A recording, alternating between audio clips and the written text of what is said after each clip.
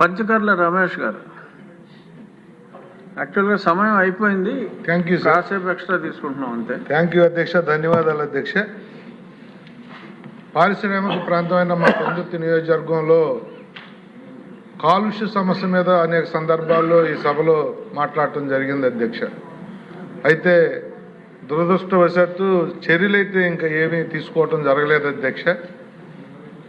ఎంత ఎక్కువగా కాలుష్యం పెరుగుతుంది రోజు రోజుకి అంటే అధ్యక్ష, ఎన్టీపీసీ కానీ, హిందూజా కానీ, ఫార్మాసిటీ కానీ 2 పవర్ ప్లాంట్లు, ఒక ఫార్మాసిటీ ఉండి, గతంలో అయితే ఎయిర్ పొల్యూషను, నీటి పొల్యూషన్ ఉండేది అధ్యక్ష.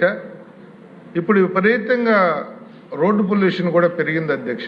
ఈ పరిశ్రమలకు వెళ్ళే లారీల వల్ల మెయిన్ రోడ్డు మీద నగరం మధ్యలోంచి పరవాడ హెడ్ క్వార్టర్, పరవాడ మండలం, పరవాడ నుంచి కానీ లంకెలపాలెం హైవే నుంచి కానీ విపరీతమైన లోడుతో, ఓవర్లోడ్లతో 70-80 టన్నుతో ఒక్కొక్క లారీ వెళ్తూ రోడ్లు బాగోని నేపథ్యంలో ఒక గతుకులో ఆ లారీ చక్రం పడినప్పుడల్లా కూడా కొంతవరకు కార్గో బొగ్గు కానీ, యాష్ కానీ రోడ్ల మీద పడి అక్కడ షాపులు కానీ, నివాస ప్రాంతాల్లో కానీ ప్రజలు చాలా ఇబ్బంది పడుతున్నారు అధ్యక్ష.